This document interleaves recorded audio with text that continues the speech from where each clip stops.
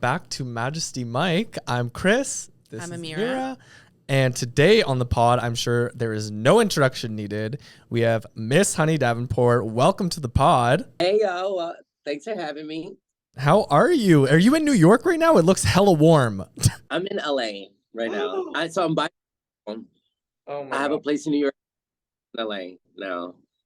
Wait, so I go back. in LA now? Like permanently? I have two apartments now. I have an apartment in New York and an apartment in LA, and I go back and forth between the two because I'm hella extra.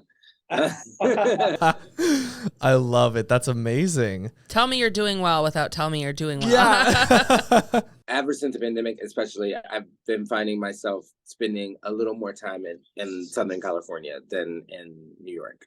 Like I've pretty much been like, I go to New York 1 week of the month, every other month, in the cold months, and then all summer. That's amazing. So you prefer California is what I'm hearing. In the winter, for sure. But then I'm not going to miss a single day of Pride Month in the city where Pride was created. Like, that's going to happen every year, you know. But where did you grow up? In Philadelphia.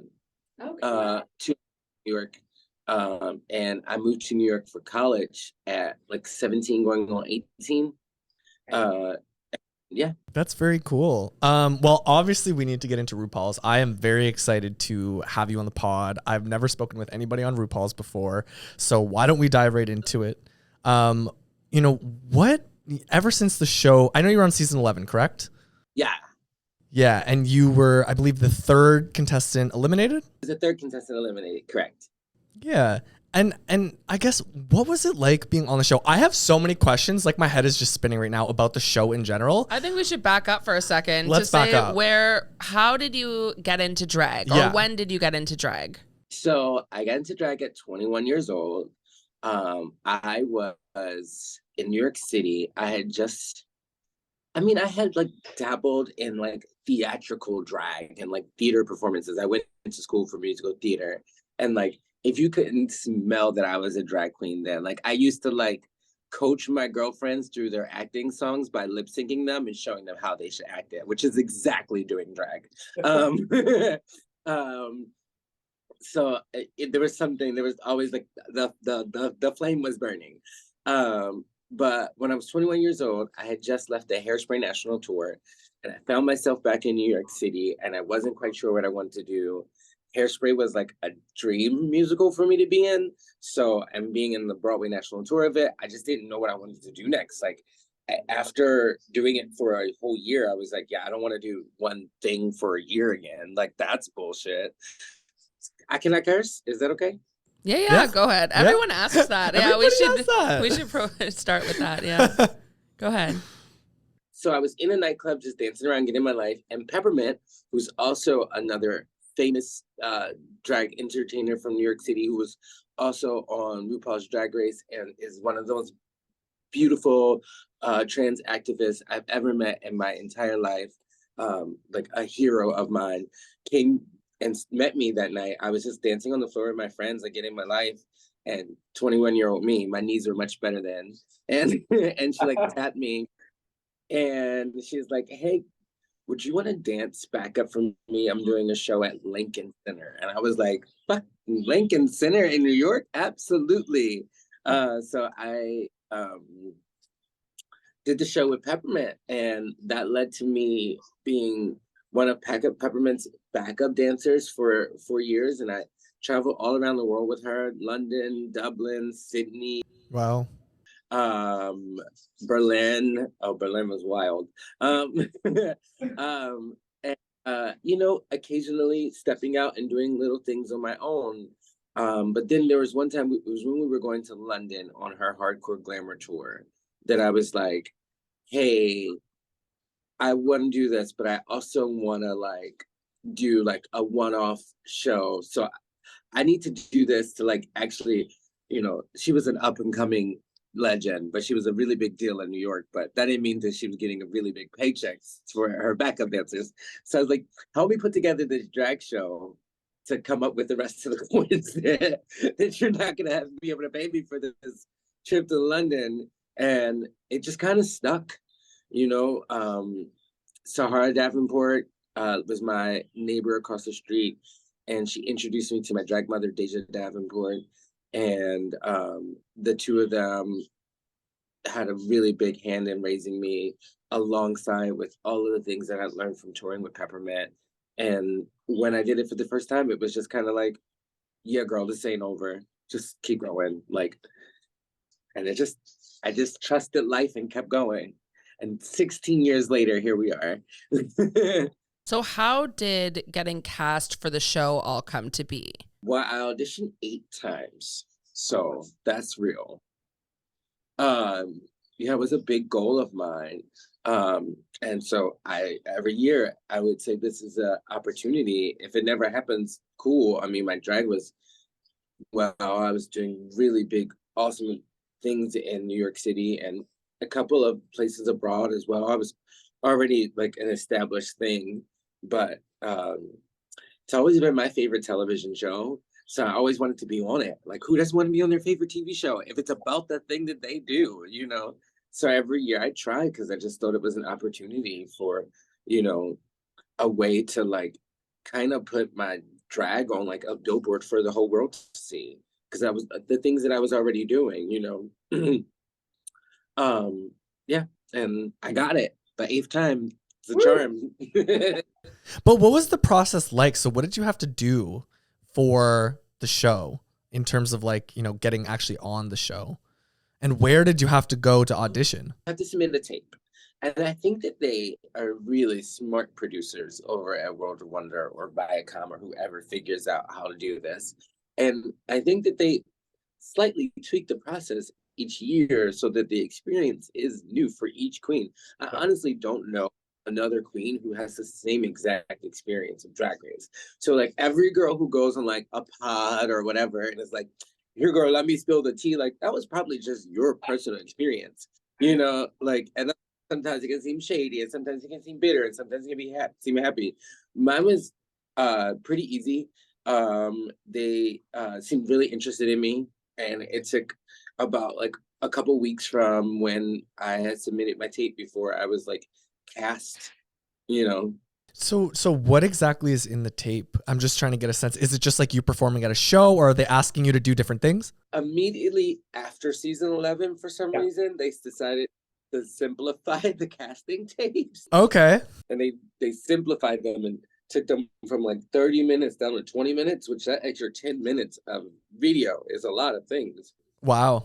Do your snatch game, which is a really big challenge on the show, little lip sync things. In the past, they used to, and when I was auditioning, they used to do things like go to the dollar store and make a costume completely out of things from the dollar store. The season that I got on was make a costume completely out of paper, which mine was really dope. I bet. I feel like I'm a big Dalek fan, and a Dalek con costume out of paper mache, paper cups, and then I like painted it all gold, and myself gold, and was like inside of the Dalek con. If you know Doctor Who, if anybody's a Doctor Who fan, it's the dumbest thing that I've ever done. There are no pictures of it because immediately after I was done it, I felt so stupid and insecure that I like literally torched it. But I do obviously have my Drag Race audition tape, and I've since went back and watched it, and I was like, that was really cool for me to really hate something that cool. But I hated it. I have to make something out of paper, like girl who wears paper. Like that's not Honey Davenport. Oh my gosh. But I feel like that would be kind of fun. Like I feel like I'd have a lot of fun in the dollar store trying to put together an outfit. But definitely hard. Always been a fan of the dollar store. Evie Oddly, who won my season, has a really cool song called The Dollar Store. And it's very true that the amount of things that you can come up with, if you run out of, in the beginnings of my drag, that's where I would start. I'd be like, I don't really know what I want to wear. Let's go to the dollar store and see what they have there. What I can like pull from and piece together and make magic. And I mean, as recently as last week, I like styled a photo shoot with a lot of things from the dollar store. So like, it's a resource. I agree. That's amazing. That's good. Speaking of singing and, you know, I was looking at your YouTube channel, and you seem like you do amazing stuff on there. Like, is it all lip singing, or is it you actually singing? Like, and also, why is it not more often? I feel like it's been like a year since you posted something. Like, I want to see more. So, funny story. So, guess I can lightly talk through this. So I do sing. I do make a lot of music. It has been a little over a year since I've released any new music, and I do plan on releasing cool new music in this next upcoming year.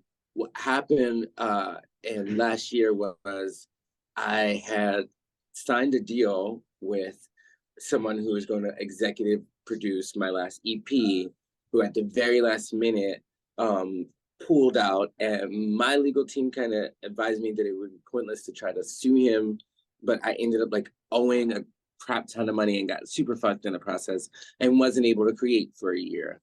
Then just been like, I just got super screwed. And so that really sucked. And this year I've been like kind of focusing on creating with other people, like a lot of collabs, a lot of features. And the reason why there hasn't been much on my YouTube posted is because and also with my music, I have a TV show or YouTube show called The Fuck, and it's been running for 3 seasons. Just recorded the 4th season, but it actually got bought by a major network, and that will be announced very soon. So that's why I think people talk a lot about the music world and industry being very volatile, but I always wonder about the drag queens. Do you find that it's more competitive, or is everyone really supportive of one another? One another. I feel like life's a competition, and I spent 16 years in New York City where everybody is just there for their dream and for mostly themselves. That's fine. I do feel like drag is really competitive, but also there's like a family nest that comes to with simply just being queer. Honestly, so many of us have rely more on our chosen families, and that's such a big part of our community, that you're a community of people who's used to choosing their family surrounded by others who love and appreciate the same things as them. So like, yeah, there's snippiness and there's cattiness and there's competition, but at the end of the day, we address each other as like brothers and sisters, and and especially when I started in drag, like there wasn't as much of Drag Race or YouTube to learn it from, and you kind of learn from your drag mother, from your drag family. It was like a passed down art form when I started doing drag, which was awesome. But it builds these tight communities, and yeah, there's shadiness and competition for sure. Sometimes I like welcome that within my drag family. I like make my drag daughters try to compete against me. I know they can't beat me, so if they try to beat me, they're gonna be to beat everybody else. So can we get to the show? Like, I'm just so interested. Like, what was it like being on the show, your dream show? How was it like being on, episode 1? It was somewhere between like paradise and a panic attack. It was definitely an emotional roller coaster of both, where I kept feeling like, oh my gosh, this is the most incredible thing in the world, and oh my gosh, what am I doing? Maybe I wasn't ready for this. I had a lot of things going on in my life. To be honest and keep it 100, I struggled with cocaine addiction before going on RuPaul's Drag Race, and getting cast on RuPaul's Drag Race is why I quit.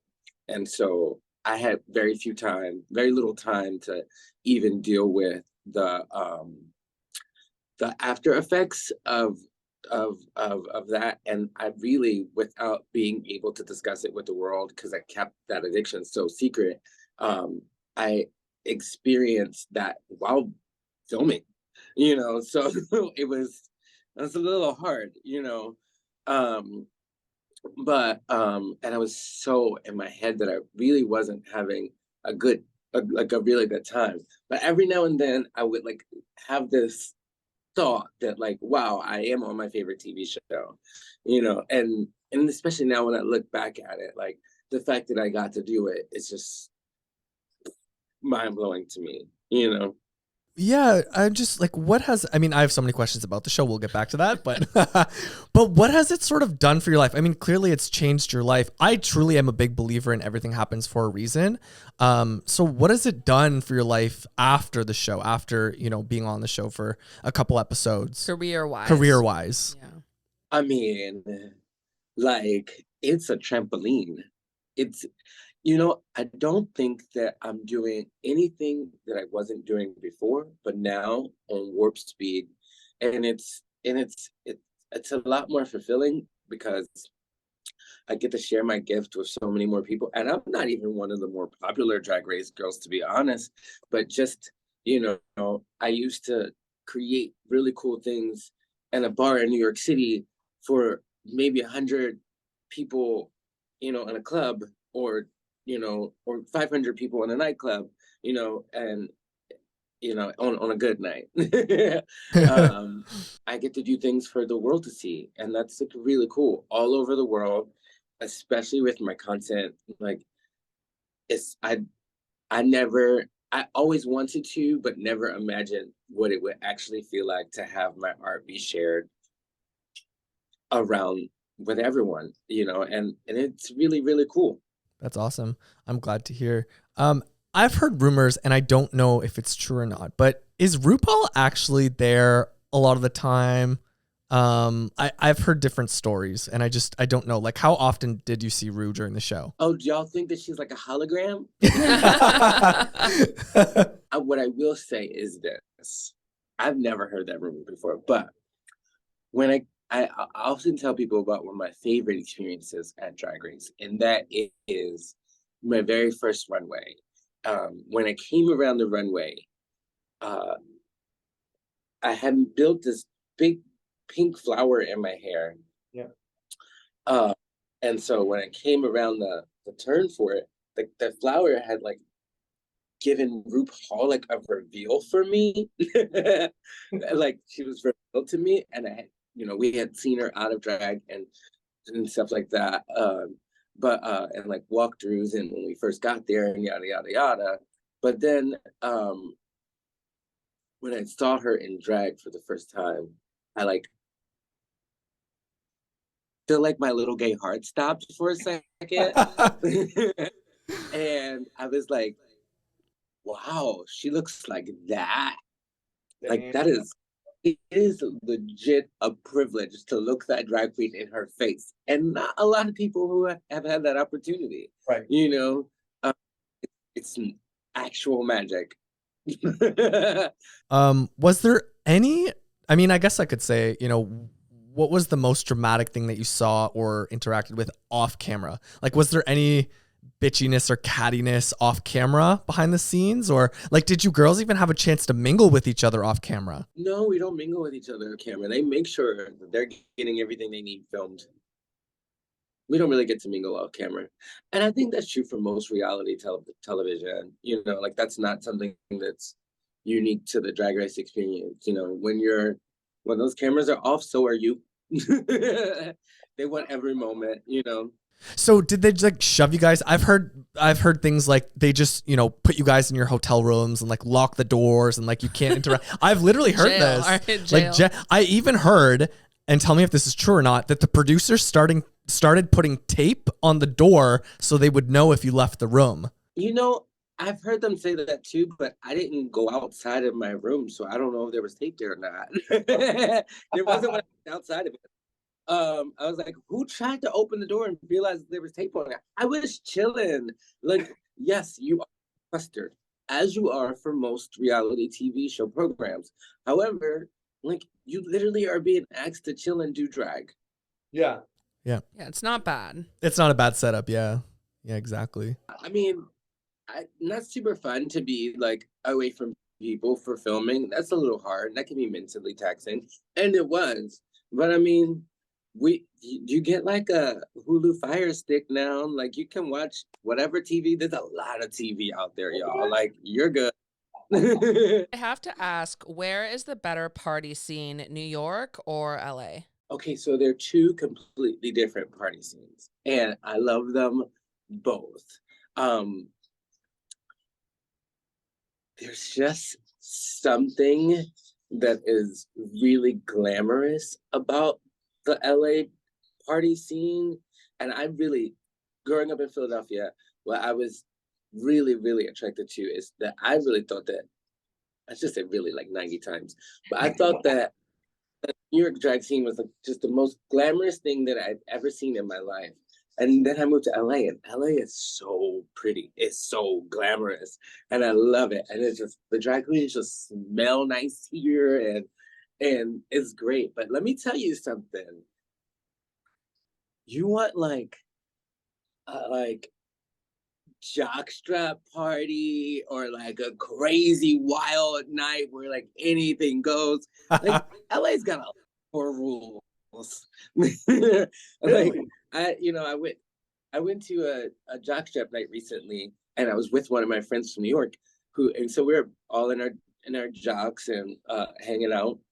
And she was like, you know what's different about here in New York? I was like, what? She's like, no one's actually visibly doing drugs or having sex. And that would be part of the that would be part of the aesthetic of the club. You know, like it can get wild in New York, and it can get sexually expressive in a way that I think is beautiful. Um, and and I just feel like the art is more risky, and the queens are there's so much more required of them because that energy, to live in that energy where you have to consistently keep going, there's just so much more required of a New York City drag queen than anywhere else in the world. So they both have their pluses and minuses, but I really love how like grunge I can get in New York and how glamorous I can get in LA. That duality kind of completes me. And what about the dating? Should I move there? I mean, if you're looking to date somebody who is a previous Drag Race contestant, because let me tell you, the dating scene here is awful in LA. It's so weird. I feel like I have more honest conversations with guys who knew who they were better, who had like their own developed sexual queer perspective on who they were in New York than I do here. And I feel like in Los Angeles, everybody's kind of moving here to be a thing. And like, you know what I'm saying? And like nobody has, not nobody, but there's fewer like people who determine who they were and what, and how they operate. And a lot of people are like just picking up different stereotypical personalities here is what it feels like. That makes sense. Since you mentioned that you started drag at 21, I guess you were very comfortable with yourself and your sexuality at such a young age. Can you give us a little glimpse of kind of your childhood and coming to terms with your sexuality? So I was queer before I knew what queer was. I was a slut before I knew what a slut was. And I was a drag queen before I knew it. And everybody knew it. Like, I was pretty gay, but I was also pretty stylish. So I got away with a lot of things. So growing up in West Philadelphia, I was very different than everybody else. I always felt very different. But I come from a big family with lots of cousins. So nobody was fucking with me, and I can fight. So I was like the gay kid you don't mess with because he might actually go crazy. But yeah, I was definitely different, but also pretty popular. Like I was prom king, I was homecoming king, I was, like clearly should have been queen, but like what so I mean it was cool, but I definitely growing up felt the need to get out. I was like, nobody here is like me. I don't have any representation of who I am or who I want to be. I knew then that like, especially the men in my life and the men in my family, and not to talk shit about them, Some of them are doing much better for themselves than they were when I was growing up. And some of them, quite frankly, aren't. Um, but I had no great male representation, like no like really great men in my family, except for my one cousin who lived in New York City, who moved there because he was gay, who my family didn't talk about anymore. And that one cousin is Lee Daniels. Oh, wow. At 17, 18, decided that I was going to get into a college in New York. I was going to meet my big cousin somehow. Yes. And I was going to like figure out how to be gay and me and whatever. And if it's not too personal, where do you think the drugs kind of came into your life? At what phase of your life? Oh, it's definitely not too personal because I would want to help anybody considering it to dodge this bullet. But for me, it seems safer because everyone was doing it. And there is a very big drug culture in nightlife and in drag. And I, a lot of my successful peers were doing it. A lot more were than weren't at some point, it seemed, or more had than hadn't. And it just kind of felt like, why not try? And then, there's you get kind of caught up. And especially with me, with cocaine, I mean, I just wanted to work more. It's New York. I just wanted to do 90 shows. At one point, I was doing 8 shows a week, working 6 days. I was doing more shows than there are days of the week. Something had to keep me going.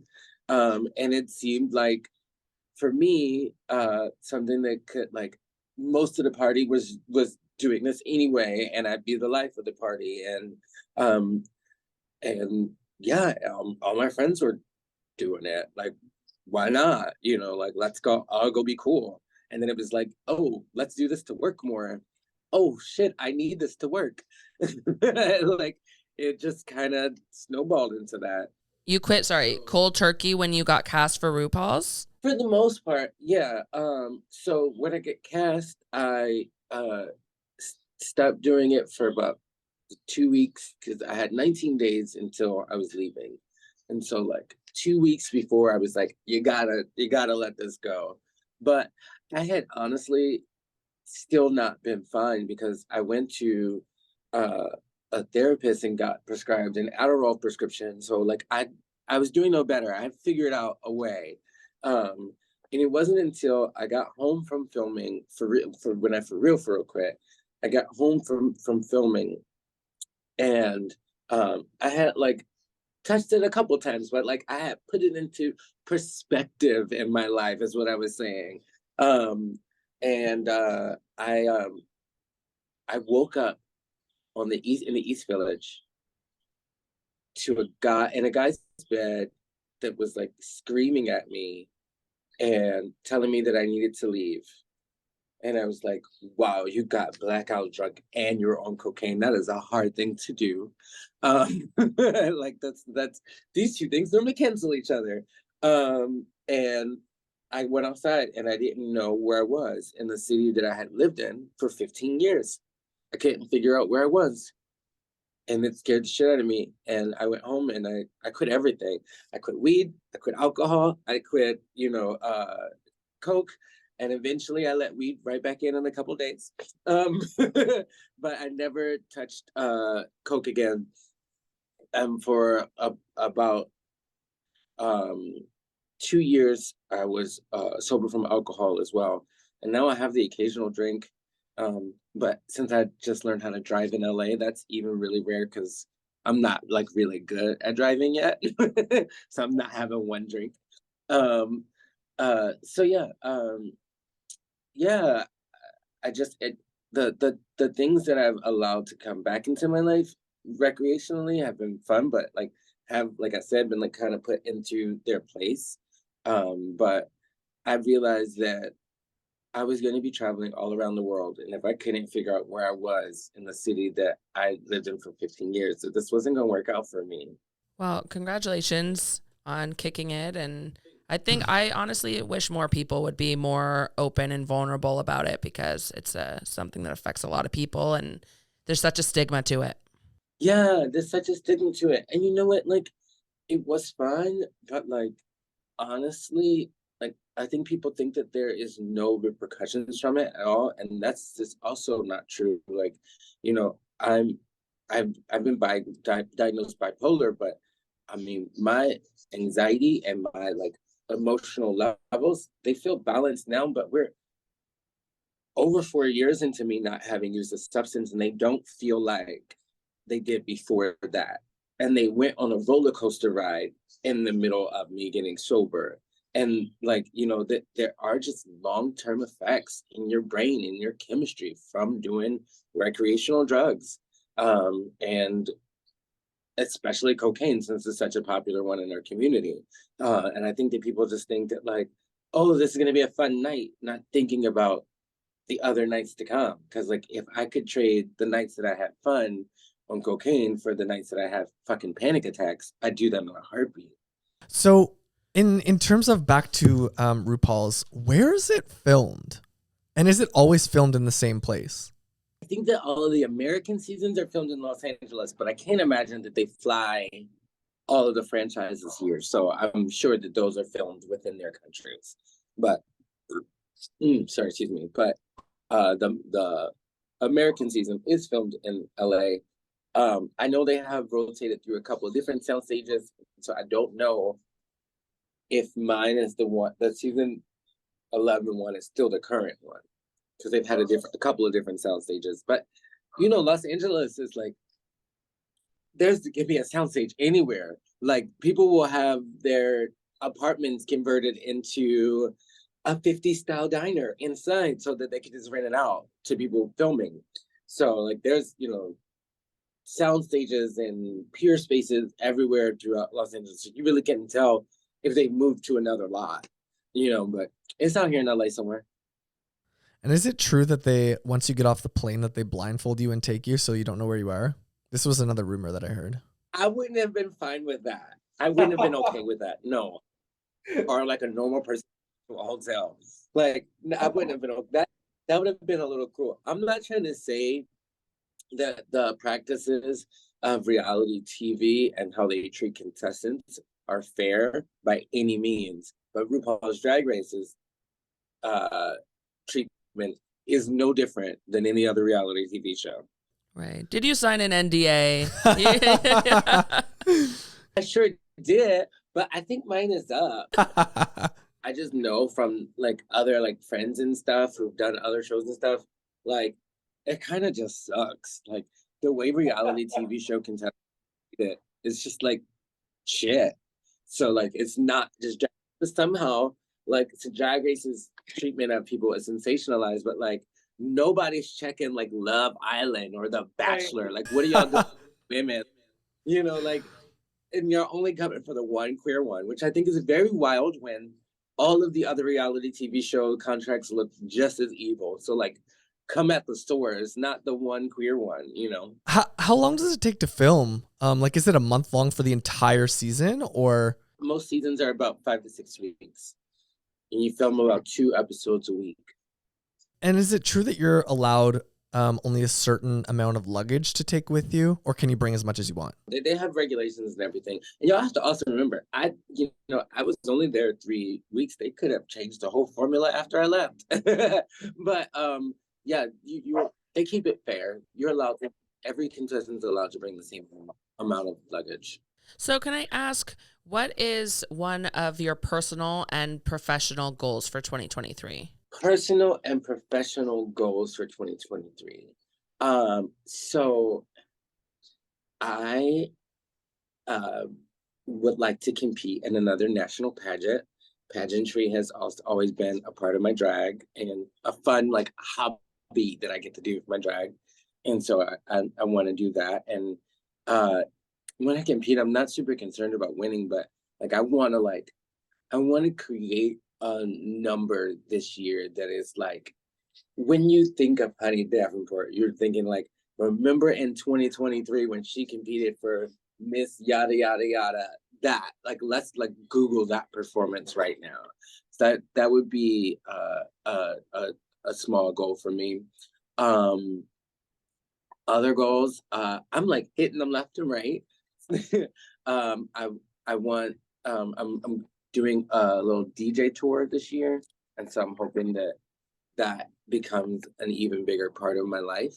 Are you coming to Dallas? Probably, I probably will come DJ in Dallas. The Davenports, my drag family, are from Dallas, and it's looking really likely. So at this time right now, and they're waiting until my new show gets released before releasing my tour, which is gonna happen any minute now.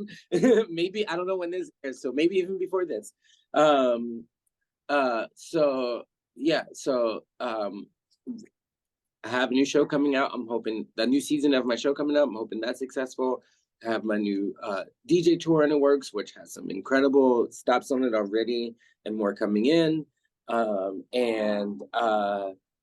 I think that my other goals would just, like, I really want to keep focusing on having a balanced life, like where I have spend just as much energy on my happiness and my comfort as I do on my finances and my career goals. Is it true that nobody knows who actually wins until the show airs, or is that false? That's true. So you have to wait till the show actually airs and then everybody... Yeah, like it's they film multiple versions of an ending. Yes, that's what I heard. Yeah, the listen, the tapings in LA, you can get invited. They invite all the fans and everything. You can see it for yourself, you know.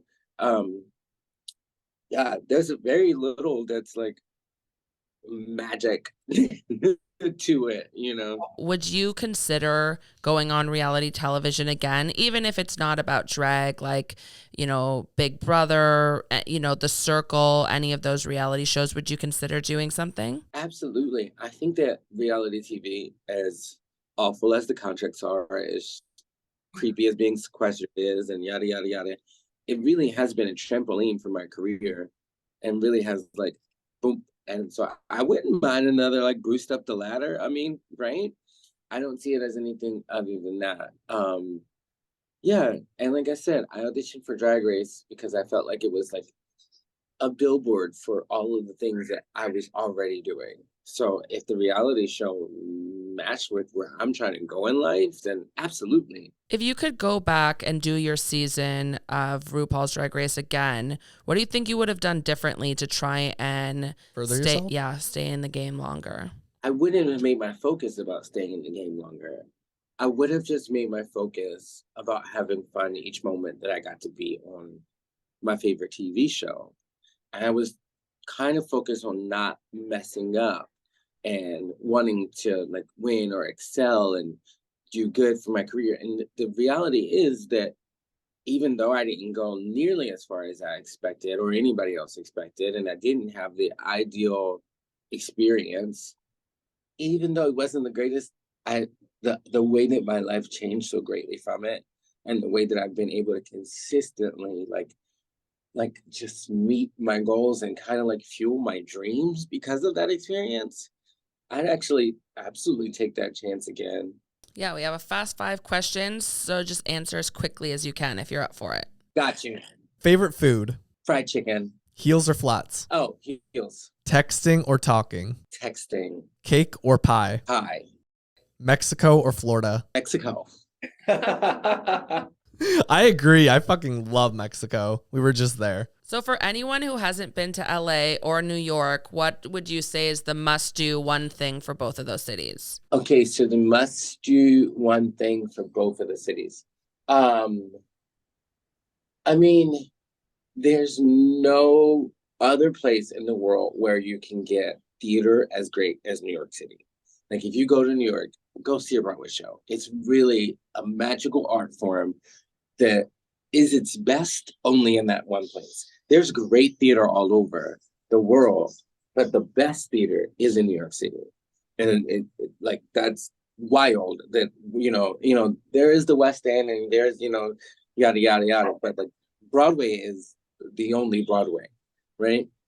And I would say in LA. In LA, you don't there's one thing you have to do is not do much. It's such a chill place. um, but I would I it's got a ton of nightlife, so like of course that, but I'm trying to think of like what's the one thing you should do. You know what? I'll tell you this. My favorite beach out here is called El Matador, and it's about like an hour away from my house in a car. That's how far it is. It's not like it's like way off the beaten path in Malibu. And it I could go and spend the whole day just sitting there staring at the rocks and the waves. It's the most peaceful place. LA has beautiful like beaches and hikes and nature. I would say the one thing you have to do in LA is experience some of its like nature in the middle of a like bustling city. I think the last thing I wanted to ask you is, with all your life experience, if you could give a piece of advice to anyone watching today, what would you say? So what drag has given me is a chance to create my own world and allow everybody else to come and live in that with me and enjoy it. Um, and I think that that's pretty much the key to like inner peace and happiness, is that, create your own world, your own ideas, your own version of the future, like figure that all out. Obviously, everything's not going to align with everybody else, and you can figure out what works for each other and life. But like, if you kind of have a gauge on who you want to become, who that person is, it's a lot easier to be that. I think a lot of people are walking around without any idea of who they want to be, and we're just pretending to be other versions of people who've already existed. Definitely. That's deep for no reason. I think that's great, and I think it's so true. I could not agree more. We love it. We can't thank you enough for taking the time to talk with us on the pod today. And we are going to be standing by, staying tuned to see your new show launch, your DJ tour, and we wish you all the best with all of it. Thank you. Thank you so much. We'll see you later. Bye.